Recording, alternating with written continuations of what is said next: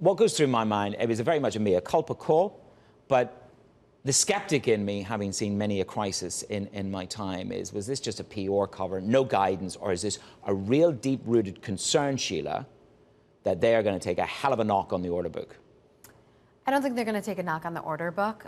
Providing guidance, no guidance, was a clearing event in a way. There's no bogey for them. They didn't provide guidance for the FAA to say, we'll step back, we'll do what you please, because you're going to audit our lines now, and we can't go up in production. They also pulled the MAX 7 certification exemption, so they were looking for an exemption. So the MAX has 4 variants, the 7, the 8, the 9, and the 10. 7 and the 10 haven't been certified yet.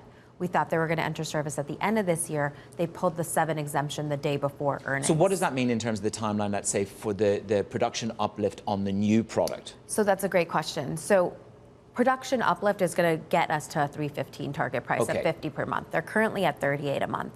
The FAA is going to keep them at 38 a month until they say, okay, this manufacturing process is okay. To get to 50 a month, they need the FAA approval.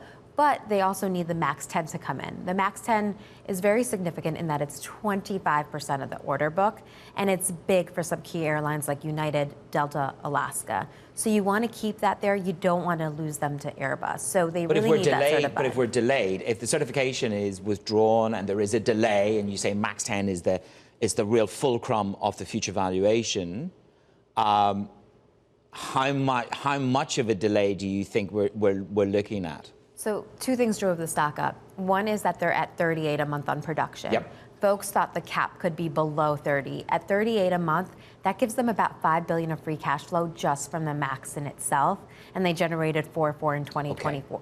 Okay. So that gave them a buffer. The second thing that made the stock go up was they said the MAX 710, although they don't have an exemption from the FAA, they could redesign the part and have it redesigned in the next 9 months. So it wouldn't actually push out the entry into service very long, probably into 25, not into 26 like people were expecting. So those 2 reasons drove the stock up yesterday. Okay, I mean, and by the way, when you look behind, sort of pre-Alaska, and you look at the core of the numbers, you could say Calhoun has done actually a reasonably good job. Commercial first profit since the start of 2019, best revenue, $22 billion, and a free cash flow of $295.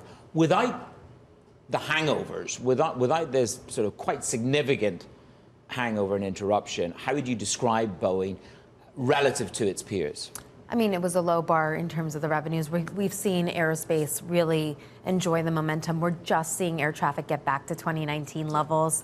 So we're really enjoying the benefits of that. And it's about which suppliers or OEMs could materialize the best pricing. And that's really what will drive Boeing over a $300 stock, is if they could get pricing. But in order to get pricing, they need to eliminate quality events like this. Do you trust them? I mean, we can talk about it in lots of different ways. Has Boeing got a structural internal control problem that they're just not facing, or have they got a supply chain problem that they just don't have a grip of? I think a little bit of both. I think what strikes folks is that the MAX post the grounding must be the most scrutinized manufacturing line on the planet. I think we could all agree on that. So how do issues like this happen? What worries me is why wasn't it scrutinized before the door fell off? I don't know what else management could do. And Dave Calhoun talked about vertical integration maybe going too far, that they've outsourced perhaps too much to folks like Spirit. Right. So we'll see how that changes.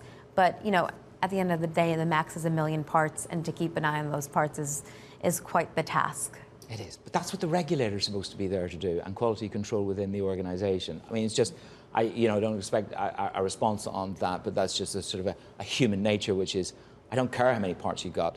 You're there to put airplanes in the sky. Get it right. China's back on the book. Now, you say this is going to be a catalyst to burn off inventory.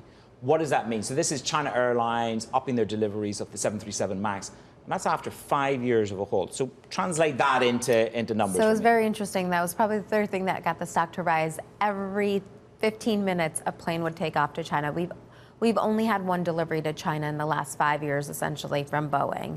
And then during the conference call, every 15 minutes, a plane would take off. It was an interesting event. And why is China so important? China's 15% of global air traffic.